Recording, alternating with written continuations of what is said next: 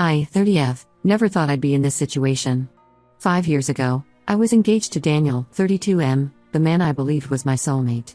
We met at a tech conference where we were both speakers. I was presenting on new developments in cybersecurity, while Daniel was discussing AI applications in software engineering. We hit it off immediately, bonding over our shared passion for technology and our love of sci-fi movies. Our relationship progressed quickly. Within a year, we moved in together, and by our second anniversary, Daniel proposed. I was over the moon. We started planning our dream wedding, a small, intimate ceremony in a beautiful garden followed by a reception at our favorite restaurant. Growing up, I always felt like the odd one out in my family. My younger sister, Stella, 27F, was the golden child. She was prettier, more outgoing, and seemed to excel at everything she tried. Our parents, especially our mom, doted on her constantly. Stella was a talented artist, and our parents never missed a chance to show off her latest paintings or sculptures at family gatherings. I, on the other hand, was the quiet, studious one. I found solace in computers and coding from a young age. While Stella was winning art competitions, I was building my first website. My parents never quite understood my passion for technology. They'd smile politely when I tried to explain my latest coding project, but their eyes would glaze over. It was clear they found Stella's artistic pursuits more relatable and impressive. Despite this, Stella and I were close growing up. We shared a room until I left for college, and she was always there to lend an ear when I needed to talk.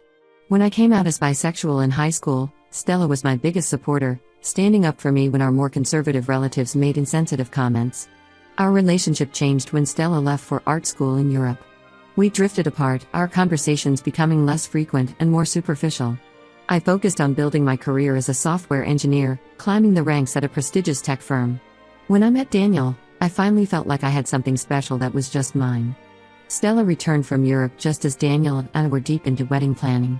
She'd finished her degree and was looking to start her career as an art curator. Our parents threw a big welcome home party for her, inviting the entire extended family. It was at this party that Stella met Daniel for the first time. They hit it off immediately, bonding over their shared love of modern art. Daniel had minored in art history in college, something I'd always found endearing but couldn't really relate to. I was happy they got along, thinking it would make family gatherings easier. They started spending more time together, with Stella asking Daniel for career advice since he had connections in the art world through his tech projects with museums. I didn't think much of it at first. I trusted Daniel completely, and despite our differences, I never thought Stella would betray me like that. I was busy with work, leading a major project that had me working late most nights. Daniel was supportive, often bringing me dinner at the office and listening patiently as I vented about work stress. About 3 months before our wedding, I started noticing changes in Daniel's behavior. He became distant and was always on his phone, smiling at texts. When I asked, he'd brush it off as work stress or wedding planning anxiety. I believed him, focused on my project at work and trying to finalize the last details of our wedding. One night, I finished my project earlier than expected and decided to surprise Daniel with takeout from our favorite restaurant. I picked up his favorite dish, spicy tuna rolls and tempura, and headed home, excited to spend a quiet evening together after weeks of barely seeing each other. When I opened the door to our apartment, I heard laughter coming from our bedroom. Thinking Daniel was watching a funny video, I walked in, still holding the takeout bags. What I saw made me drop them in shock. Daniel and Stella were in our bed, tangled in the sheets I had picked out when we first moved in together. The world stopped. I couldn't breathe. They both jumped up, trying to explain, but I just turned and walked out. I got in my car and drove, not knowing where I was going. I ended up at a park where Daniel and I used to have picnics. I sat there for hours, trying to process what I had seen. The next few days were a blur. Daniel kept calling and texting, begging for forgiveness. He said it was a mistake, that he still loved me and wanted to marry me. Stella showed up at my apartment crying, saying it was a moment of weakness and she was sorry. I couldn't look at either of them. I told Daniel the wedding was off and blocked both their numbers. The worst part was my family's reaction. Instead of supporting me, they tried to convince me to forgive them. My mom said I should be happy for Stella finding love, that Daniel was clearly meant to be part of our family one way or another. She suggested that maybe this was for the best, as Stella and Daniel had more in common anyway. My dad was a bit more sympathetic, but still suggested I was overreacting. He said these things happen and that holding on to anger would only hurt me in the long run. He shared a story about how his brother had dated his wife before they got together, as if that was at all comparable to my situation. Only my older brother, Nate, 33M, stood by me. He was disgusted by what Stella and Daniel had done. Nate had always been my protector growing up, stepping in when kids at school bullied me for being the computer nerd. Now, he was the only one in my family who seemed to understand the depth of this betrayal. I took a leave of absence from work and spent a month at Nate's place, trying to piece myself back together. Nate's wife, Lisa, was incredibly supportive. She'd make me tea and sit with me for hours as I cried, never pushing me to talk but always ready to listen when I needed to vent. When I returned to work, I threw myself into my projects. I took on extra assignments, working nights and weekends. Anything to keep my mind off what had happened. My colleagues noticed the change in me, but thankfully, they didn't pry. A few months after I returned, I found out through office gossip that Daniel and Stella were officially dating. They had been spotted at a local art gallery opening, looking very much in love. The news reopened wounds I thought had started to heal. I focused on my work and started rebuilding my life, determined to move past the betrayal. I joined a support group for people who had been cheated on, which helped me process my feelings. I also started taking kickboxing classes, finding the physical outlet therapeutic. Now, 2 years later, I've received an invitation to Stella and Daniel's wedding. The invitation was cream-colored with gold lettering, sickeningly elegant. My parents called me as soon as they knew I'd received it, insisting I attend to put the past behind us. They're calling it a family reunion and say it's time to let bygones be bygones. They don't understand why I'm still upset. My mom says I'm being selfish for not wanting to celebrate my sister's happiness. She keeps bringing up how I should be grateful that Stella found my Daniel for me, as if she did me a favor by revealing his true character before we got married. I told them I won't be attending. I can't stand the thought of watching the man I love marry my sister. The idea of seeing them exchange vows, knowing that they betrayed me, makes me physically ill. I've worked hard to move on with my life, and I'm worried that attending this wedding will undo all of that progress. My parents are furious. They're threatening to cut me off if I don't show up. My mom dramatically said I was tearing the family apart and needed to grow up. My dad, in a rare moment of assertiveness, said he wouldn't pay for my cousin's upcoming wedding if I didn't attend Stella's. I'm financially independent, so these threats don't hold much weight, but it still hurts to hear them. Even Nate, who initially supported me, is now saying maybe I should consider going for the sake of family peace. He says he understands my feelings but thinks that attending the wedding might help me find closure. I appreciate his concern, but I don't think he fully grasps how difficult this is for me. I feel like I'm going crazy. The constant pressure from my family is making me question my decision. Am I really the asshole for not wanting to attend this wedding? Should I suck it up and go for the sake of family harmony? Or am I justified in staying away from people who hurt me so deeply? I could use some outside perspective here. Am I being unreasonable, or is my family asking too much of me? Update 1. Hey everyone, I'm back with an update. First, I want to thank all of you for your supportive comments. They really helped me stay strong in my decision not to attend the wedding. Your words of encouragement reminded me that it's okay to prioritize my own emotional well-being. After my last post, things escalated pretty quickly. My parents doubled down on their efforts to get me to attend the wedding. They started calling me daily, leaving long voicemails about family duty and forgiveness. My mom even went as far as to email my boss, asking him to give me time off for a family emergency, the emergency being my absence from Stella's wedding. Thankfully, my boss is understanding and didn't pry into my personal affairs. The pressure wasn't just coming from my immediate family. Extended relatives started reaching out too. My Aunt Susan, who I've always been close to, called to reminisce about how Stella and I used to play wedding as kids, dressing up in her old clothes. She thought this anecdote would somehow convince me to attend the real wedding. My cousin Jake, who's getting married next year, texted to say he'd be really hurt if I didn't come to Stella's wedding, as it might mean I wouldn't come to his either. It felt like emotional blackmail from all sides. Then, about a week ago, I received a text from Stella. She said she wanted to meet up to talk things through before the wedding.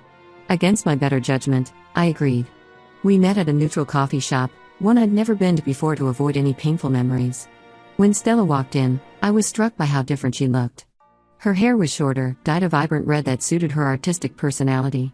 She was wearing a flowing bohemian dress that showed off a small baby bump. My heart sank as I realized what this meant. Stella started by apologizing again for what happened with Daniel. She said they never meant to hurt me and that their relationship just happened. She talked about how they connected over art and shared dreams, things she claimed I could never understand. It felt like she was justifying their betrayal all over again. Then she dropped the bombshell: she's pregnant. She and Daniel are expecting a baby, due a few months after the wedding. She said she hoped this news would help me see that their relationship was meant to be and that I should be happy for them. Stella went on about how excited our parents are to be grandparents and how the baby would bring the family closer together. I was stunned. All the pain and anger I thought I'd dealt with came rushing back. The idea of Daniel having a child with my sister felt like a fresh betrayal. I told Stella that her pregnancy doesn't change anything. What she and Daniel did was a betrayal, and a baby doesn't erase that. I also made it clear that while I don't wish them ill, I have no desire to be part of their lives or their child's life. Stella got upset, accusing me of being selfish and denying my future niece or nephew a relationship with their aunt. She said I needed to let go of the past for the sake of the family. She even suggested that I might be the godmother, as if that would somehow make everything okay. I remained calm but firm, telling her that my decision was final. I explained that I've worked hard to rebuild my life and find happiness again, and that being involved in their lives would be detrimental to my mental health. I wished her well with her pregnancy and left, feeling both drained and relieved to have stood my ground. When I got home, my phone was blowing up with messages from my parents. Apparently, Stella had called them right after our meeting, crying about how unreasonable I was being. Now they're even more insistent that I attend the wedding, saying I need to be there to welcome the new addition to the family. My mom left a particularly hurtful voicemail, saying that my selfishness might deprive her grandchild of a loving aunt. I'm standing firm in my decision not to go, but the pressure is intense. Nate called me yesterday, saying he understands my position but thinks I should reconsider for the sake of family unity. He suggests that I at least attend the ceremony to show support, even if I skip the reception. He means well, but I don't think he understands how painful it would be for me to watch Daniel marry Stella, pregnant with their child. The whole situation has brought up a lot of old insecurities. I find myself wondering if Daniel left me for Stella because she's more attractive or interesting. I know these thoughts aren't healthy, but it's hard not to compare myself to her, especially now that she's having his baby. I've started seeing a therapist to help me deal with all these emotions. It's been helpful to have a neutral party to talk to, someone who can help me process my feelings without judgment. My therapist has been supportive of my decision not to attend the wedding, reminding me that it's okay to set boundaries, even with family. Work has been my saving grace through all of this. I've thrown myself into a new project, developing a cybersecurity system for a major bank. The long hours and mental challenge have been a welcome distraction from the family drama. I'm feeling overwhelmed and conflicted. Part of me wants to cave just to stop the constant barrage from my family. But another part of me feels like attending would be a betrayal of myself. I've worked hard to rebuild my life and find happiness again, and I'm worried that going to this wedding will undo all of that progress. So, that's where things stand now. I'm still planning not to attend, but the family pressure is really getting to me. Any advice on how to handle this situation would be greatly appreciated. How do I stay strong in my decision while dealing with the guilt trips from my family? And how do I move forward knowing that Daniel and Stella will soon have a child, a permanent reminder of their betrayal? Thanks again for all your support. Update 2. Hey everyone, I'm back with another update. Things have taken an unexpected turn, and I'm still trying to process everything that's happened. First, I want to thank you all again for your supportive comments. They really helped me stay strong in my decision not to attend the wedding, despite the intense pressure from my family. Your words of encouragement reminded me that it's okay to prioritize my own emotional well-being. About a week ago, I received a call from Nate. He sounded upset and asked if we could meet in person. We agreed to meet at a local park, a neutral space where we used to play as kids. When I arrived, Nate was already there, pacing nervously near the old swing set. As we walked around the park, Nate dropped a bombshell on me. It turns out that Stella had confided in him that she wasn't sure if Daniel was actually the father of her baby. My mind was reeling as Nate explained further.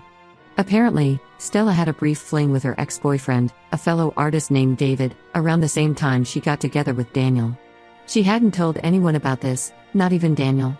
Nate found out because he overheard Stella talking to her friend about it on the phone when he was helping her move some furniture. I was stunned.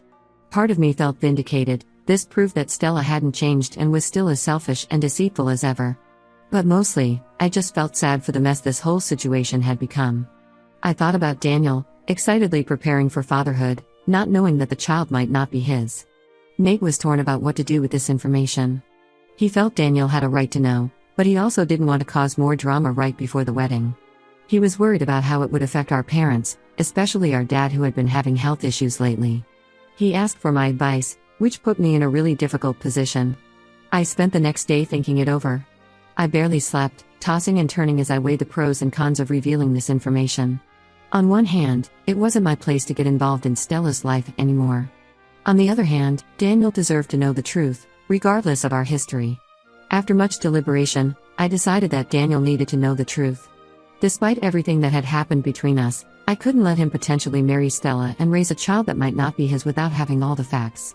It felt like the right thing to do, even if it would cause more chaos in the short term. I asked Nate to give me Stella's number. I had blocked it years ago. With shaking hands, I dialed the number. Stella answered on the third ring, her voice cautious when she realized it was me. I cut straight to the chase, telling her what I knew about her fling with David. She gasped, then started crying, begging me not to say anything. I gave her an ultimatum. She had 24 hours to tell Daniel herself, or I would do it. Stella pleaded with me, saying it would ruin everything, but I stood firm. I told her that Daniel deserved to know the truth before the wedding, and that if she truly loved him, she would be honest with him. The next day, I received a flurry of angry messages from my parents. Apparently, Stella had told Daniel, and all hell had broken loose.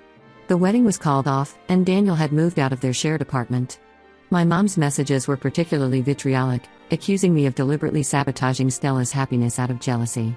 My dad, usually the calmer one, left a voicemail saying he was deeply disappointed in me.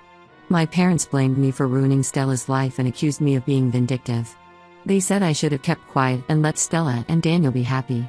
I stood my ground, telling them that Daniel deserved to know the truth, regardless of my history with them. I reminded them that Stella was the one who chose to be unfaithful, both to me and now potentially to Daniel. Nate has been supportive throughout this whole ordeal.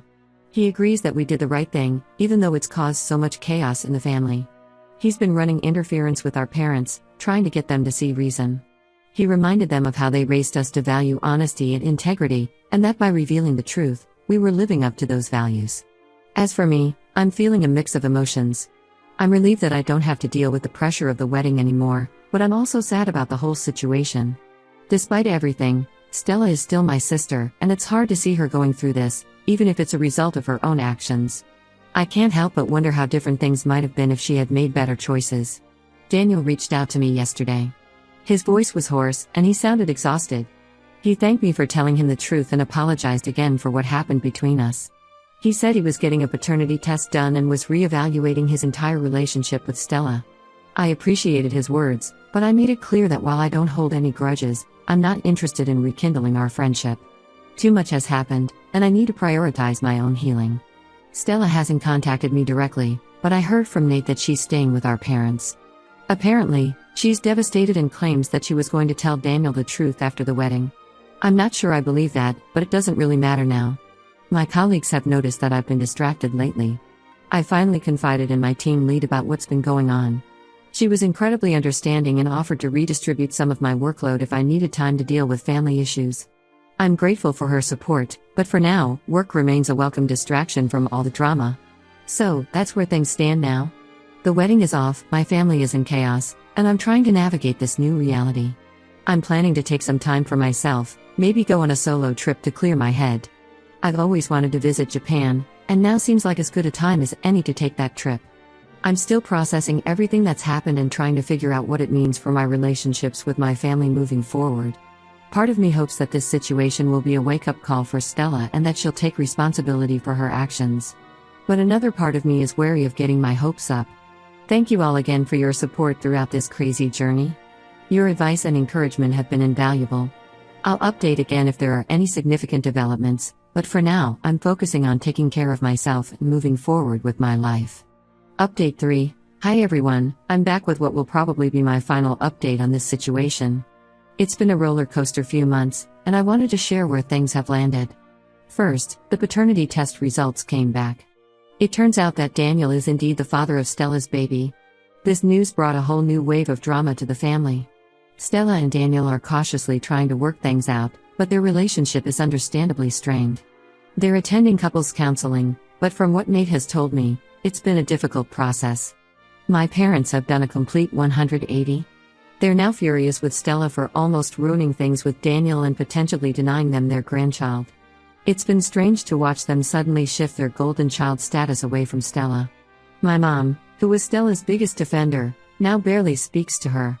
My dad, always the more pragmatic one, is trying to mediate between everyone, but it's clear he's deeply disappointed in Stella. As for me, I've maintained my distance from the whole situation. I took that solo trip I mentioned in my last update, 2 weeks in Japan. I visited ancient temples in Kyoto, hiked Mount Fuji, and spent nights in Tokyo's bustling Shibuya district. It was exactly what I needed to clear my head and gain some perspective. The trip gave me time to reflect on everything that's happened over the past few years. I realized that while the betrayal still hurts, I'm no longer angry. Instead, I feel a sense of sadness for what could have been, but also gratitude for the lessons I've learned about self-worth and the importance of surrounding myself with people who truly care about me. When I returned, I had a long talk with Nate. He's been my rock throughout this whole ordeal, and I realized I needed to make some changes to protect my own peace of mind.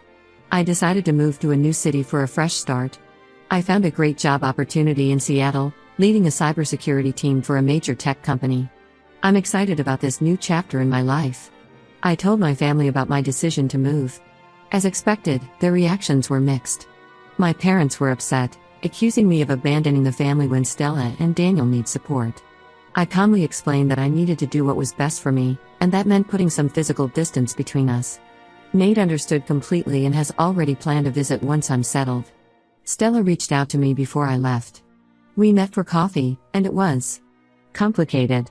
She apologized again for everything that had happened and said she understood why I needed to leave. She looked tired and subdued, a far cry from the vibrant, confident sister I remembered. It was a bittersweet conversation. While I appreciated her words, too much has happened for us to ever have the close relationship we once had. I wished her well with the baby and her attempts to rebuild her relationship with Daniel, but made it clear that I needed space to heal. Daniel also contacted me to wish me well in my new job. He expressed regret for how things had turned out and said he hoped I found happiness in my new home. I thanked him politely but kept things brief. Like with Stella, too much has happened for us to ever be friends again. Nate is the only one I plan to stay in regular contact with. He's been supportive of my decision to move and has promised to visit once I'm settled.